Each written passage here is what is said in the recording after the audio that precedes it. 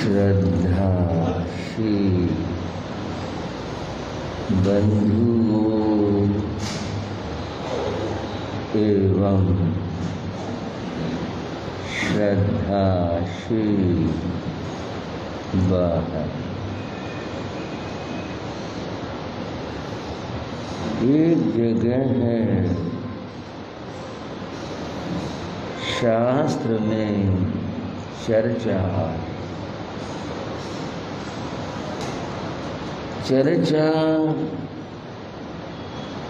यह है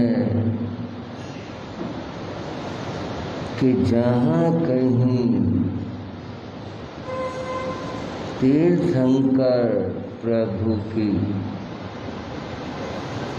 वाणी का वाचन हो रहा हो, वहाँ से यदि किसी देव का गुजरना हो जाए तो क्या वह सहज नहीं वहाँ से गुजर जाएगा, या वह मार्ग को छोड़कर दूर से गुजर जाएगा, अथवा वहाँ रुक कर वह प्रभु की वाणी शास्त्र को सुनेगा। मैं आपसे पूछूं, आप चर्चा और प्रश्न को समझ गए, इसका समाधान दिया गया कि देव न तो वहाँ से गुजरेगा, न वह और दूर से दूसरे मार्ग से वहाँ से गुजरेगा जहाँ तीर्थंकर वाणी की वाचना है, वहाँ रुककर प्रभु को भाव वंदन कर वाणी सुनकर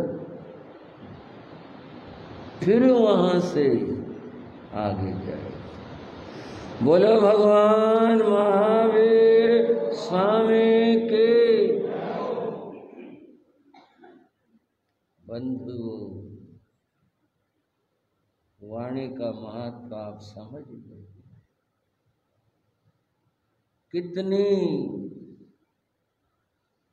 बड़ी बात है कि देव बराबर से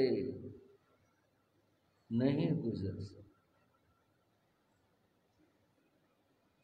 देव भगवान की वाणी के प्रति इतनी श्रद्धा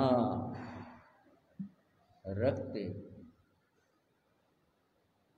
एक बात और बता दूं, चर्चा तो हमारी जो चलेगी करेंगे, ये जो है स्वाध्याय की चर्चा है कि जहाँ प्रभु वाणी की वाचना हो, वहाँ कुछ गंदा नहीं होना चाहिए, वहाँ कुछ ऐसा नहीं होना चाहिए जो मन के विपरीत वो अच्छा न। ऐसे समय में वाचना नहीं करनी चाहिए, उसका भी यही कारण है। कदाचित अशोभनीय स्थान हो और वहां वाचना हो, कदाचित कोई देव कारण हो जाए तो देव रुष्ट हो सकता। भगवान की वाणी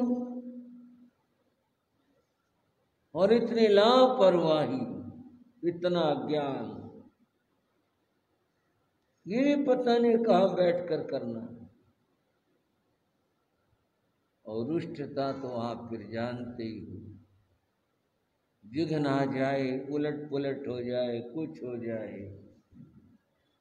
इसलिए स्वाध्याय करने से पहले स्थान का विचार अवश्य कर लेना। बंधुओं,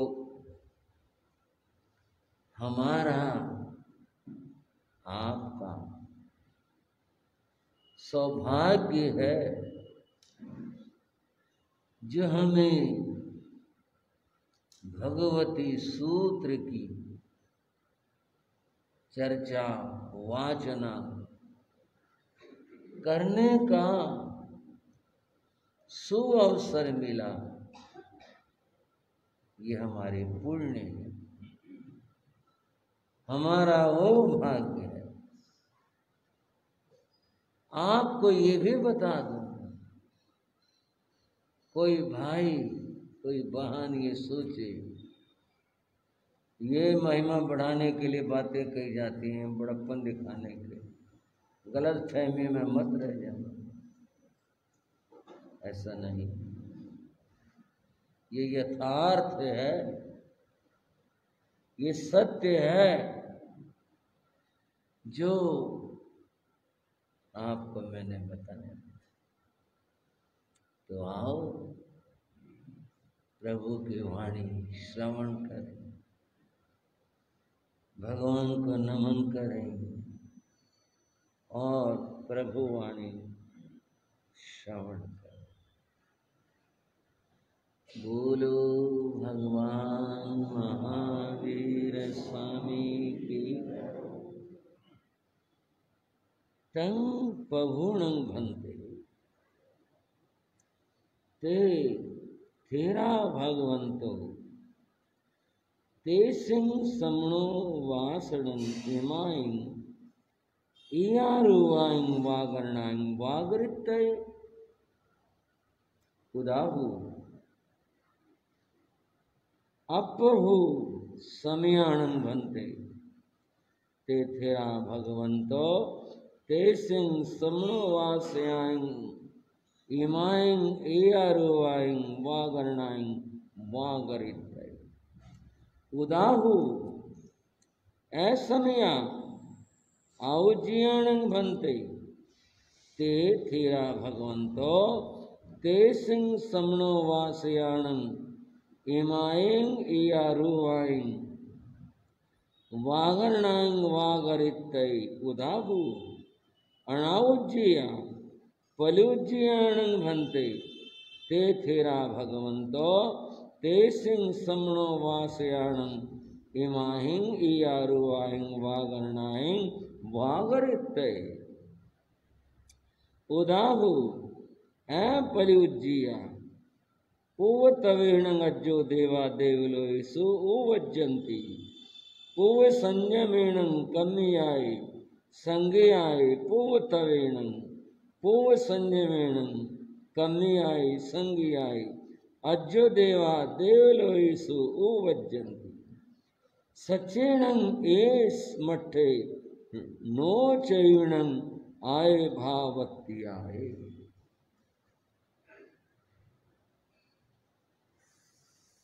बंधुओं,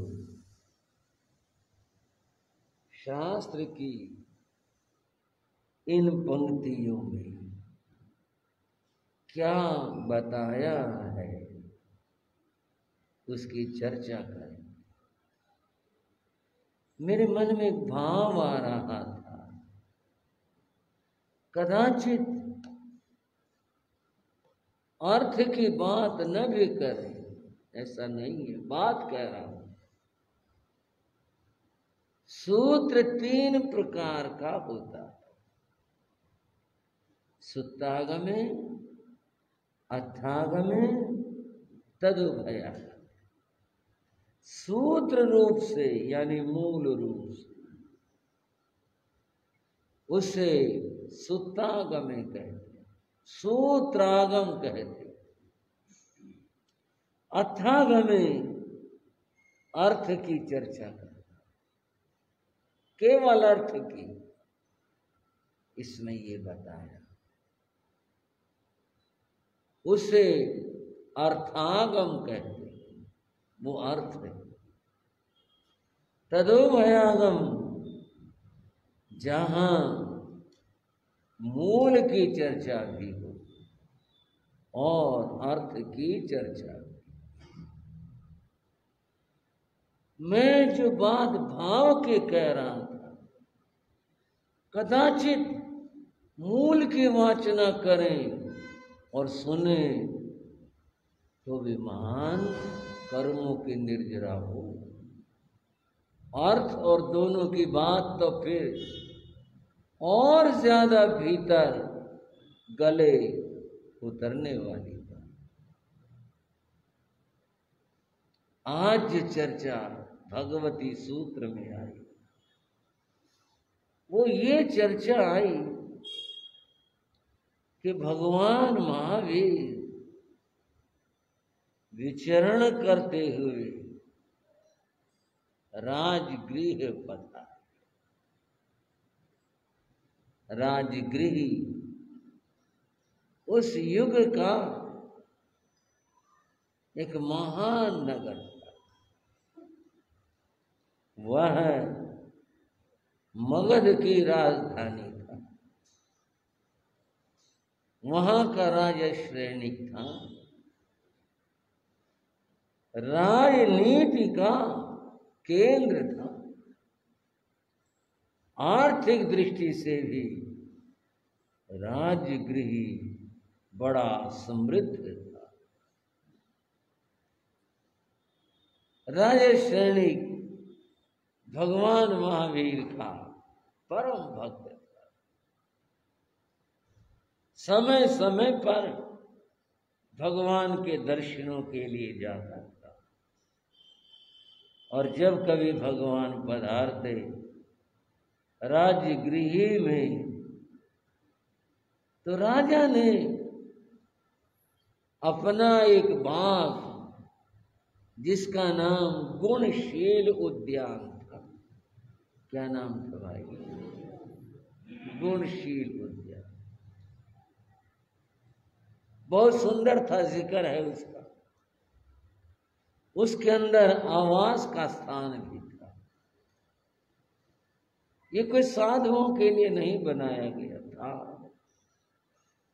कई जगह हमने भी देखा, बाग है, बाग में कोठी बना रखे सेठों ने। आते हैं, कभी ठहरते हैं, मनोरंजन करते हैं, खाया पिया, दिन बिताया, शाम को लौट गए। वहां ठहरने का स्थान भी था, एकांत था, शांत था, अद्भुत था। राजा ने अपना वो बाग, जिसका नाम गुणशील बाग था, उद्यान था, यूं ही छोड़ा हुआ था। कभी संत आए, पधारे तो यहां ठहर सकते, इसलिए छोड़ा हुआ। इधर भी बहुत भागवान श्रावक है। बाकी कई बार सुनते हैं कि राजस्थान में लोग अपना मकान अगर दूसरा बन गया, एक मकान में धर्म ध्यान के लिए छोड़ दे। अब तो स्थानकों का रिवाज है। पहले स्थानक नहीं या कम होते थे, संत आते ठहर जाते, भाई लोग भी वहां धर्म ध्यान कर लेते, ऐसा सुनने में आता। राजा ने वो स्थान ऐसे ही छोड़ा हुआ था धर्म ध्यान की दृष्टि से। इसलिए जब भी संत राजगृह पधारते तो वे राजा के बाग में, गुणशील उद्यान में वहां ठहरा। महावीर प्रभु आए, महाप्रभु का पदार्पण हुआ। कितना मंगल दिन होगा वह है, कितना मंगल समय होगा वह है जब महाप्रभु का पदार्पण होगा। देवा आ गया, महाप्रभु पधार गए। देवताओं ने घोषणा करी, राजा को पता चला, राजा ने नगर भर में घोषणा करवा दी। जो काम सहज रूप से होता है, जिसके पीछे कोई अहम का भाव, राग द्वेष का भाव न हो, वो कर्म निर्जरा बन जाता। और कहीं अहम का भाव हो, लोग मुझे जाने, अमुक ने काम करवास ने ये किया, ऐसा किया, वो फिर आडंबर हो जाता, फिर वो कर्म बंद हो जाता। राजा ने श्रद्धा भाव से कि लोग जान जाए भगवान का आगमन और फिर धर्म लाभ लें, इसलिए नगर भर में घोषणा करवाई। जिसने सुना आनंद से भर गया। भगवान आ गए, हाँ घोषणा हुई है, भगवान आ गए। बहुत अच्छा, भगवान के दर्शनों का सौभाग्य मिलेगा। भाई क्या बात है, हम जा नहीं सके, हम दर्शन नहीं करके आए, अब जाएंगे। अब तो लोक भाषा में कहें कि घर में ही गंगा आ गई, प्रभु पधार गए, भगवान आ गए, अब तो आनंद हो गया, चलो भगवान के दर्शन करें। बंधुओं, मेरी बहनों, ठीक आज भगवान तो नहीं है, पर भगवान की वाणी है। आप कहीं मेरे को बीच में मत लेना, मैं जो बात है वो कह रहा हूं, आपके मन में भी ये भाव, अरे बड़ा सौभाग्य है, भगवान की वाणी की चर्चा है, चलो अवसर मिला है, चलो चलते हैं और सुनेंगे, औरों को भी प्रेरणा दे, औरों को भी कहा। ये कर्म निर्जरा की बात। बहुत लोग भगवान के दर्शनों के लिए गए, जब देशना का समय हुआ, देशना सुनी, लोग धन्य हुए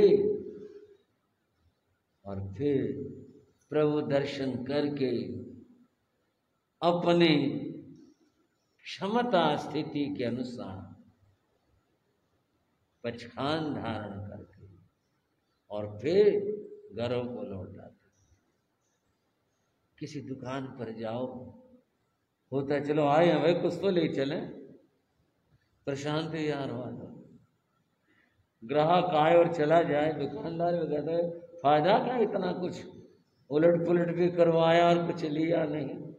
और ग्राहक भी कोई अगर थोड़ा सा ठीक ठाक सोचता भी आए, कुछ तो लेके चले।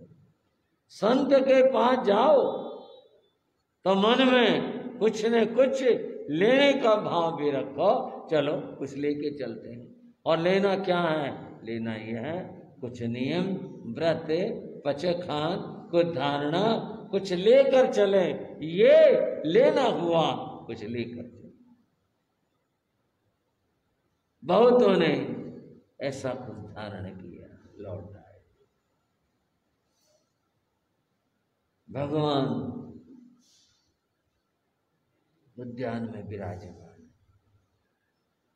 देशना हो चुकी, जो लोग आए थे वो चले गए। अब तो संत अपने अपने स्थान के ऊपर बैठे हुए, कोई यहाँ बैठा, कोई वहां बैठा, कोई उधर, भगवान की आज्ञा लेकर के, कोई वहां बैठा है, कोई स्वाध्याय कर रहा है, कोई ध्यान, कोई एक दूसरे को सिखा रहा है, कोई पूछ रहा मुझे ये बता दो, मुझे ये सिखा दो। सब अपने अपने कार्यों में लगे हैं, भगवान विराजमान है। और मैं यूं कहूं, सूर्य निकलने के बाद सारे जीव और जंतु अपने अपने काम में लग जाते हैं। महाप्रतापी महासूर्य तीर्थंकर प्रभु वे अपने भद्रासन पर विराजमान है। सब साधु अपने अपने काम में, और काम क्या, यही स्वाध्याय का, ध्यान का, समाधि का यही कार्य है, उसमें लगे हैं सारे। गौतम स्वामी ने स्वाध्याय संपन्न कर लिया, ध्यान भी संपन्न कर लिया। तीसरा प्रहर शुरू हुआ। आप जानते हैं गौतम स्वामी सदैव बेले बेले तप करते थे। हाँ जी, श्राव को श्राविका हो, 2 दिन का उपवास और तीसरे दिन भी आहार पानी के लिए उठा करते थे, जाते थे। उनका समय हुआ गोचरी का,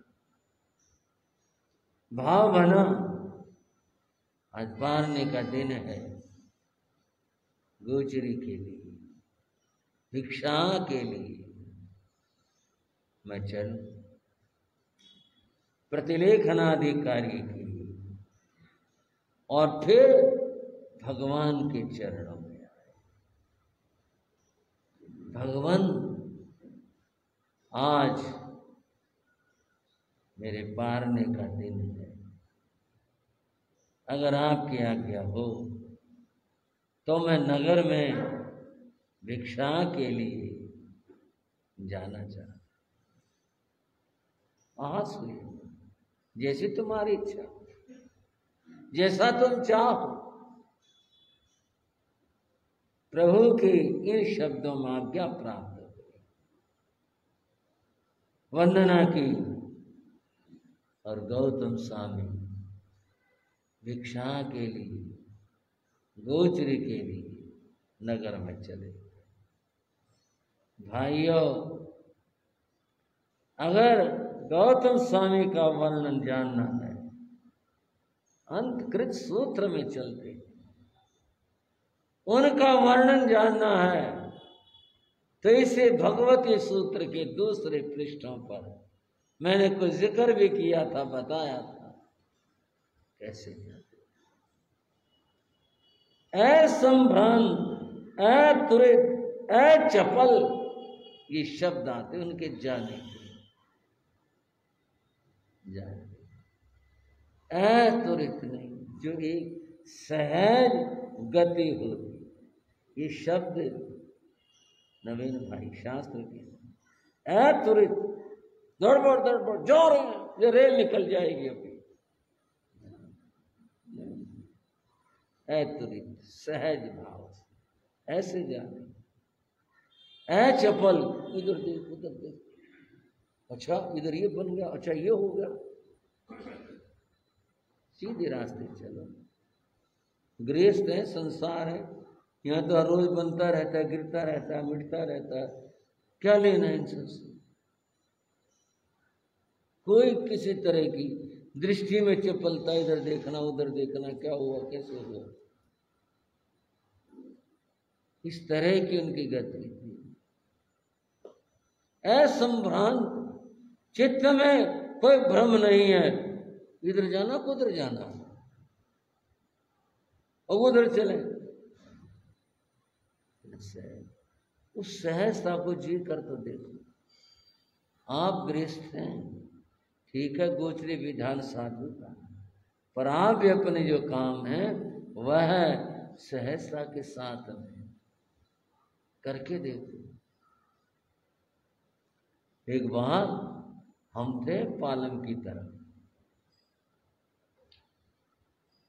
वो हम ध्यान नहीं आ रहा कि दर्शन देने गए थे क्या थे।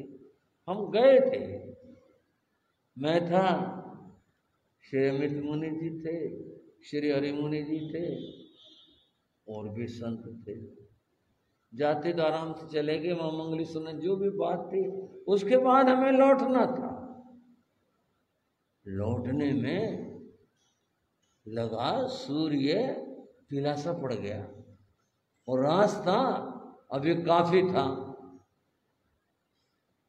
तो संताप में जल्दी जल्दी चलो, फटाफट चलो, सूरज तो पीला सा पड़ गया। हम जी थोड़ा तेज चलने लगे, फटाफट चलने लगे, पहुंचना था समय से पहले। सब उद्देश्य था मैं देर ना हो जाए। एक आदमी पता नहीं हरियाणा का था कि दिल्ली का था, खड़ा था न, बोला थारी भी रेल निकल रही है क्या? जल्दी जल्दी जा, तो थारी भी रेल निकल रही है क्या? बंद हो। साधु की चाल, साधु की गति तो साधु के रूप में अच्छी लगती है। कोई कारण विशेष है कुछ है वो अलग बात है, लेकिन साधु तो अपनी मस्ती में, जिसे यूं कहें जैसे हाथी की गति को झूमते हो अपने आनंद में चलता है, वो तो वही अच्छी लगती है। बस ले लो और भाग लो और चलो, ये साधु की गति नहीं होती। मैं कोई आलोचना का भाव नहीं रखता, मैं कुछ ऐसा नहीं कह रहा।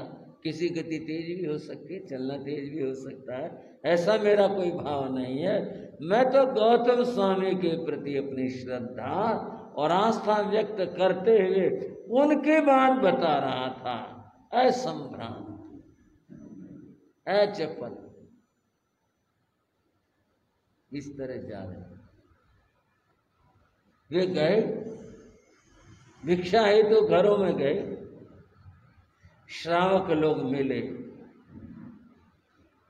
अभिवंदन, बड़ी भक्ति प्रस्तुत की। और जो भी श्रावक धर्म होता है, प्रार्थना करना हमारे घर पधारो, कृपा करो, जो भी जैसा है इस तरह से। और जब बात आती है श्रद्धा की, बंधुओं मैंने खुद देखा, गर्मी का समय, जून का महीना, तपती हुई सड़क, शाम भले हो जाए सड़क गर्म रहती है। हमारे कई जगह मैंने देखा, हमारी कई बहनें शाम 5 साढ़े 5 बजे तपती सड़क पर खड़ी हुई, महाराज जी आए, ये तुम्हारी तरफ आए हो, महाराज जी आए नहीं। मैं कई बार कहता, माँ बहन तुम क्यों कष्ट पाती हो गर्मी में, धूप में, तपती सड़क पर? हमने तो जिधर आना है, जिधर जाना है जाएंगे, तुम क्यों कष्ट पाती हो? जैसा तुम्हारा बात, तुम अपने ठीक अपना काम करो, तुम क्यों यहाँ सड़क पर, गर्म सड़क पर खड़ी हुई हो? ना महाराज जी नहीं मानता, गुरु महाराज है हमारा ना आए, कभी बराबर से निकल जाए, कभी उधर से चले जाए, भावना है। श्रावक जन अपने अपने घरों में भावनाओं के साथ लेकर जाते। भिक्षा का कार्य पूरा हुआ, गौतम स्वामी लौटने लगे। कुछ अच्छा समोसा बन गया श्रावकों का, 10-5 इधर से, आप भी आगे, वो भी आगे, वो भी आगे, साथ साथ गौतम स्वामी चलते हुए तो बातें नहीं करते, कोई बात तो रुक कर बात कर लेते।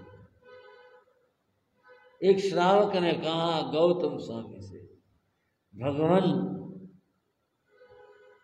एक बात सुनने में आई।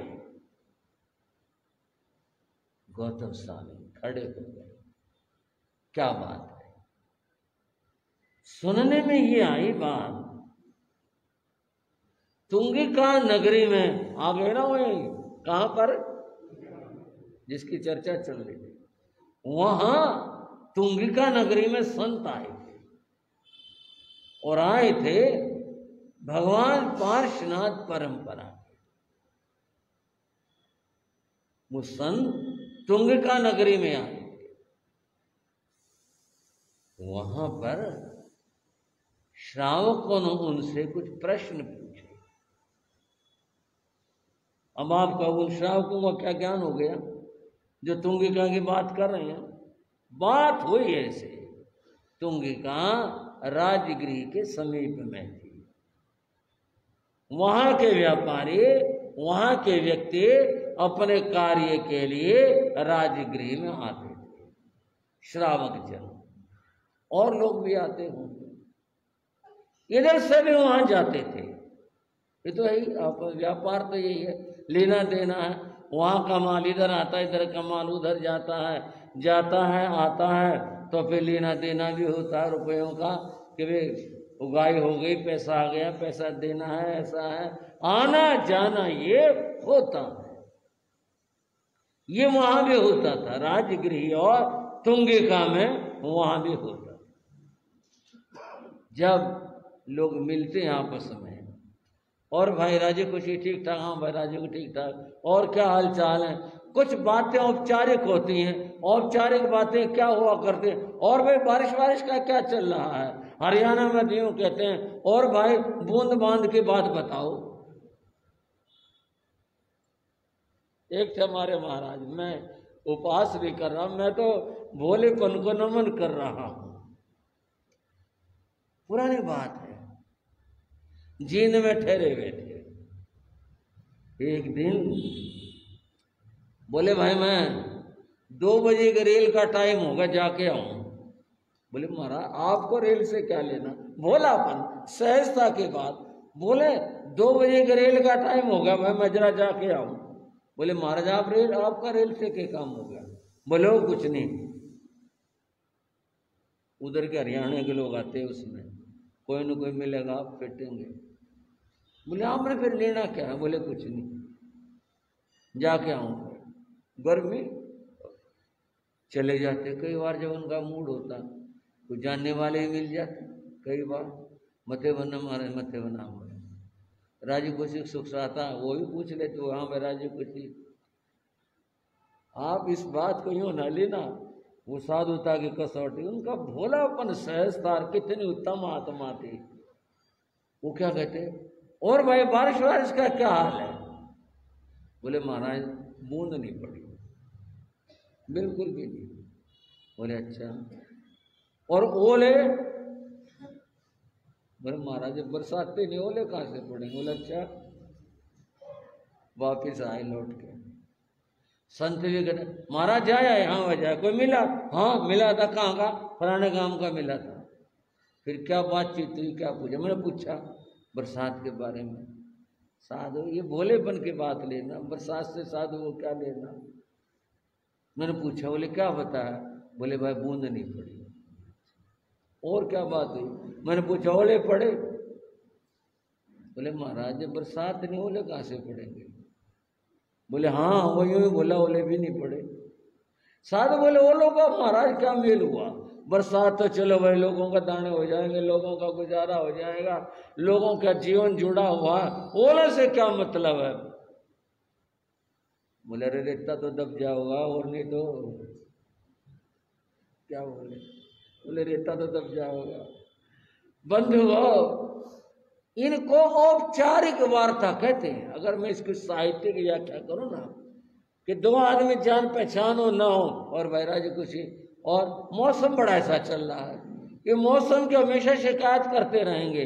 गर्मी हो मौसम खराब है, सर्दी हो मौसम खराब है, बरसात के बादल हो जाए मौसम खराब है। वो ऐसा कोई समय नहीं आता जो कहे मौसम बहुत बढ़िया भाई। जब भी शिकायत हो गए मौसम की शिकायत, मौसम बड़ा खराब चल रहा था, बादल हो गए थे, मौसम खराब था भाई, घर से निकलना नहीं हुआ, मौसम बड़ा खराब है, बड़ी धूप हो रही, मौसम ऐसा है, शिकायत करते रहेंगे। इनका वार्ताओं का कोई अर्थ नहीं है, ये औपचारिक वार्ताएं कहलाती हैं। उस पर खड़े बस स्टैंड पर, और तो कोई बात होती नहीं, मौसम की बात करेंगे। मैं ये क्या बात बता रहा हूं कि जब बात नहीं होती तो व्यक्ति औपचारिक वार्ताएं करता है। औपचारिकताएं एक दूसरे से बात करने में सहयोगी होती। राजगृह के लोग वहां जाते काम से, वहां के यहाँ आते, बातचीत में ये भी जिक्र आया, भाई हमारे यहाँ संत आए थे, पार्श्वनाथ भगवान परंपरा के संत आए थे और उनसे बातचीत हुई थी। और क्या बातचीत हुई थी?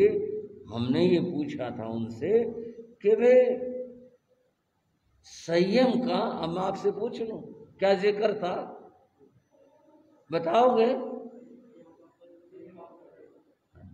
संयम का क्या फल है, तप का क्या फल है, ये प्रश्न थे। तो उन्होंने बताया संयम का फल अनाश्रव है, तप का फल कर्म निर्जरा है। तो फिर बात हुई थी भाई साधु देवलोक में कैसे चले जाते हैं, इसमें तो कोई देवलोक की बात आई नहीं। अब वो बात अब कहाँ दोहराएंगे, बात हो चुकी है सारे की सारे।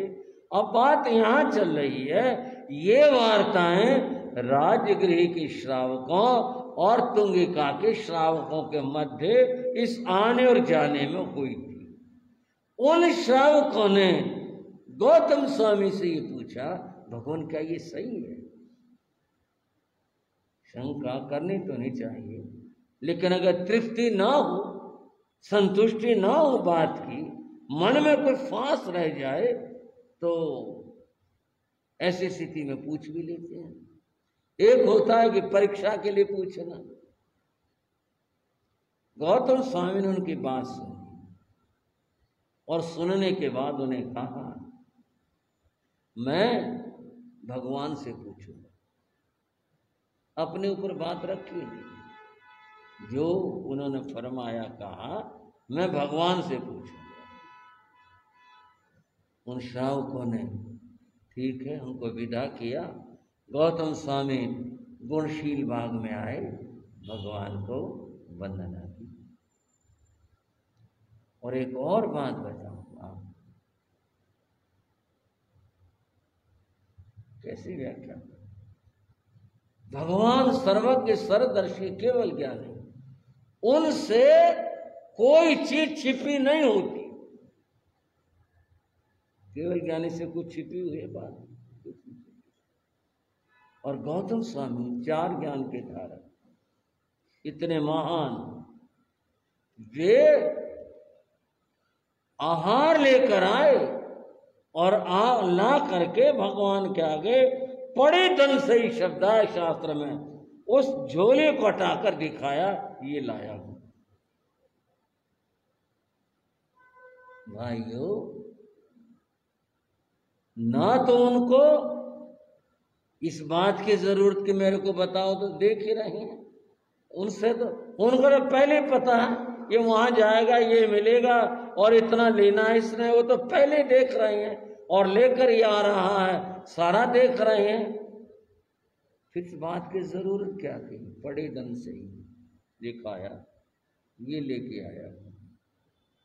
क्यों भाई, आप भी सोचो, भाई इसकी क्या जरूरत थी इस बात की? ये विनय है। क्या है ये? विनय।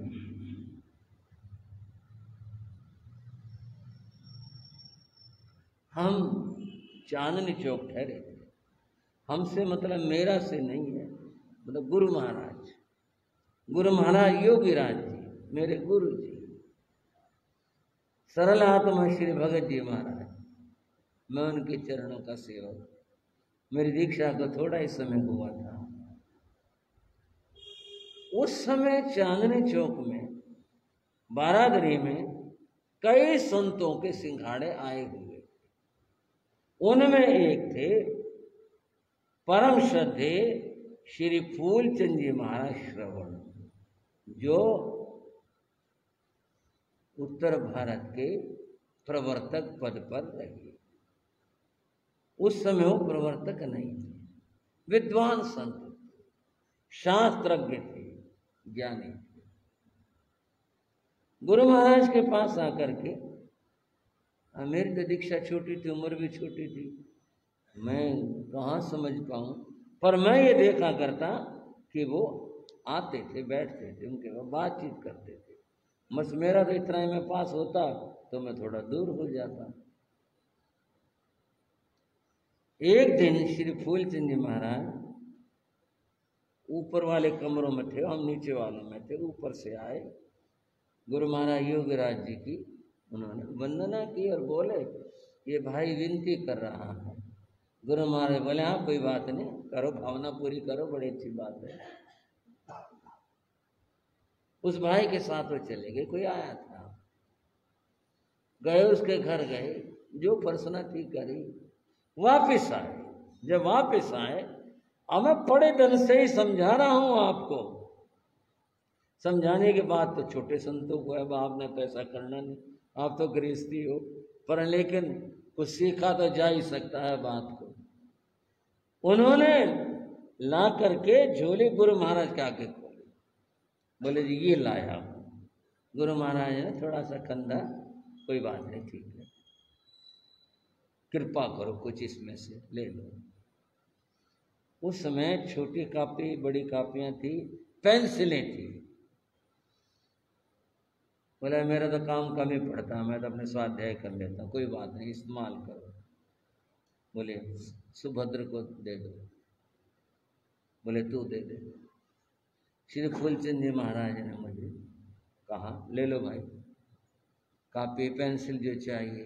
मैं तो संकोच में था ही, उन्होंने अपने हाथ से मुझे पेंसिल कापी दे दी, ये तो काम ऊपर चला। भाइयों शायद आप ये कहोगे इसमें क्या बात होगी, बात क्या होगी, इसमें तो शास्त्र दोहराया गया, इसमें इतनी बड़ी बात होगी। पहली बात, वो सिंघाड़ा अलग, ये सिंघाड़ा अलग, और फिर बड़ों का इतना मान और इतने विनय उनके प्रति कि कह करके गए, और फिर जब आए ये कितनी विनय की बात थी, दिखाया और विनय करी, आप कृपा करना। बंधुओं ये साधु धर्म है, ये विनय धर्म है। यहाँ हर एक बात जो है वो बड़े हिसाब से होती है, यूं ही नहीं है अपनी तरह से चले, अपनी तरह से जी, अपनी तरह से किया, ऐसा नहीं है। गौतम स्वामी ने स्वयं भगवान को, सर्वज्ञ को, उनको भला दिखाने की बात ही क्या है, उनसे क्या छिपा हुआ है, और फिर दिखाया, ये लेके आया। ये विनय धर्म है भाइयों। पहली बात,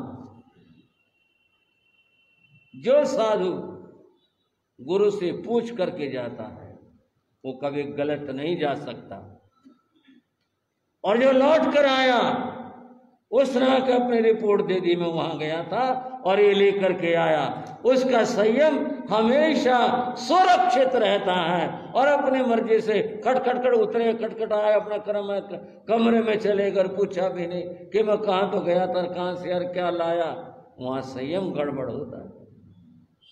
ये बात आप गृहस्थों के भी है, जिसका बेटा पूछ करके जाएगा माँ को और बाप को, वो कभी गलत नहीं जा सकता, और आकर के जो ये कहेगा माँ मैं आ गया, मैं वहाँ गया था, ये लेकर आई, ऐसा किया, वो बेटा कभी गलत हो ही नहीं सकता है।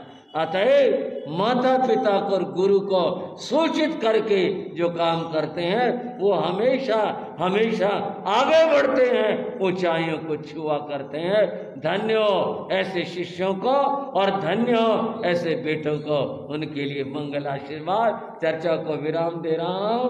अब आगे भगवान के और गौतम स्वामी के क्या बात हुए वो वहां की चर्चा है ना, कि भगवान से पूछूंगा, भगवान से कहूंगा, भगवान से क्या कहा, क्या बताया और क्या पूछा, सुनोगे अगले समयों में। आज की चर्चा को यहाँ विराम देता हूँ और मिलकर के बोलेंगे। जिन शासन गौरव गाते हैं, जिन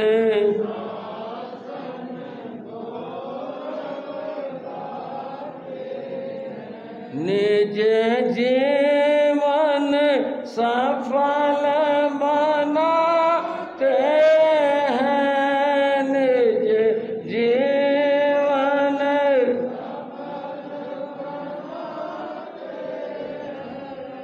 जिन शासन गौरव गाते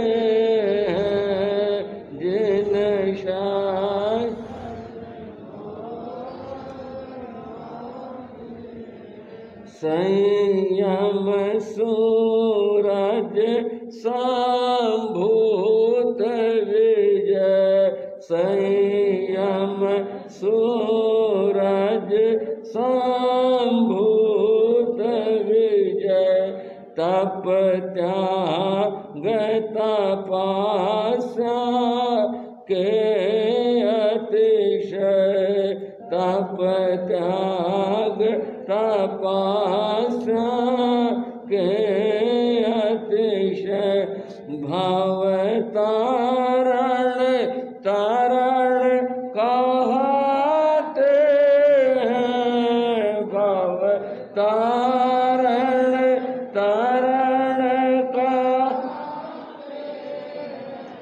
जिन शासन गौरव गाते हैं, जिन शासन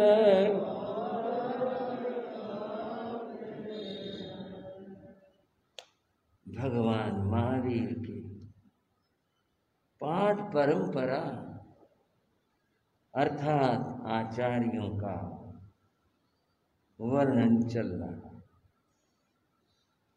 आपने यशोभद्र तक चर्चा से आचार्य यशोभद्र के शिष्य तो अनेक हुए, लेकिन दो शिष्य ऐसे हुए जिनके ऊपर इतिहास खड़ा हुआ, ऐसे हुए। उनमें से एक थे संभूत विजय। क्या नाम लिया भाई? संभूत विजय। दूसरे थे भद्रबाहु। ये दोनों ही बड़े महान ज्ञानी और उनके विद्वान शिष्य। एक बात बीच में अपने अल्प मेधा से इतने महान महत्वपूर्ण याग आचार्य हुए और वर्णन खास नहीं मिलता। घटनाएं मिलती हैं, वर्णन विशेष नहीं मिलता। क्योंकि जैन धर्म में व्यक्ति को नहीं, कार्यों को महत्व दिया। पर इतिहास कहता है कार्य व्यक्ति आधारित होते हैं। व्यक्ति के बारे में नहीं पता होगा तो फिर कार्य की व्याख्या कैसे हो? बस संभूत विजय का इतना ही मिलता है। इन्होंने 42 वर्ष की आयु में संयम लिया, जिसे यूं कहें परिपक्व अवस्था, बड़ी अवस्था। 42 वर्ष की आयु में संयम लिया। 40 वर्षों तक सामान्य मुनि रहे और 8 वर्षों तक युग प्रधान आचार्य रहे। जोड़ आप कर लेना। इनके 12 शिष्य हुए संभूत विजय। कहने का भाव यह है कि ये अपने युग के बड़े महान दिग्गज अद्भुत आचार्य। दूसरी बात, भद्रबाहु जो इनके गुरु भ्राता हैं, उनकी बात भी बड़ी अद्भुत। उनकी चर्चा पर बात करेंगे, पर यहां इतनी बात समझा रहा हूं, जब पद एक हो और व्यक्ति दो हो और दोनों सुयोग्य हो, फिर चुनाव बड़ा मुश्किल हो जाता है कि भाई ये पद इनको दें या पद उनको दें। बहुत मुश्किल काम हो जाता है। चाहे गृहस्थ पक्ष हो और चाहे साधु पक्ष हो, जब दो व्यक्ति योग्य सुयोग्य हों, जिनमें हम ये ना ढूंढ पाए कभी ये थोड़ा सा ये कहने को जगह ही ना हो। तब यशोभद्र स्वामी ने रास्ता निकाला था कि दोनों को ही आचार्य बनाया। और फिर दोनों का आचार्य बना दिया तो संघ की तो दो फाड़ होगी भाई, इतने तेरे जुम्मे, इतने तेरे जुम्मे, इतना ये वो नहीं किया। संघ व्यवस्था रखिए संभूत विजय के पास, साधुओं की व्यवस्थाएं जो भी होती है संयम साधना में, किसी की साधना में जो भी अपेक्षा है वह जितने भी संयम संबंधी व्यवस्था थी वो इनके अंतर्गत थी। भद्रबाहु स्वामी के अंतर्गत था अध्ययन और अध्यापन, एक ही काम। तुमने जो भी जिज्ञासु हो, संघ का साधु अथवा कोई भी साधु साध्वी श्रावक श्राविका, उस सब की व्यवस्था देखना ये तुम्हारा काम है। बोलने में दोनों आचार्य थे, संघ बांटा नहीं, कार्य बांटे। दोनों के तुम्हारा ये कार्य है और तुम्हारा ये कार्य। इन दोनों के दिशा निर्देश में यह धर्म शासन आगे बढ़ा और दोनों ने अपनी अपनी तरह से अद्भुत कार्य किए। उन अद्भुत कार्यों में यह है, संभूत विजय ने मंत्री परिवार के बंधुओं 2 पुत्र और 7 पुत्रियां उनको दीक्षित किया। थोड़ा सा मन में भाव ले आए होंगे तो दीक्षा दी, फिर इसमें मंत्री परिवार का उल्लेख क्या है? हो जाता है, इतिहास है, इतिहास की दृष्टि से ही बताया है। कोई मंत्री का बेटा साधु बन जाए तो यहाँ तो उसका नंबर जब आएगा तभी वंदना का नंबर आएगा, यहाँ तो वही क्रम रहेगा। ये ऐतिहासिक तथ्य है, इसलिए इस बात का जिक्र किया। और वो मंत्री थे शकटार शकडाल जिनका नाम था। इनका क्या इतिहास है और कैसे उनके 2 बेटों ने और 7 बेटियों ने कैसे दीक्षा ली और धर्म शासन के उस समय में कैसे अभिवृद्धि हुई, ये हुआ संभूत विजय के द्वारा। ये अब अगले समयों में आज की चर्चा यहीं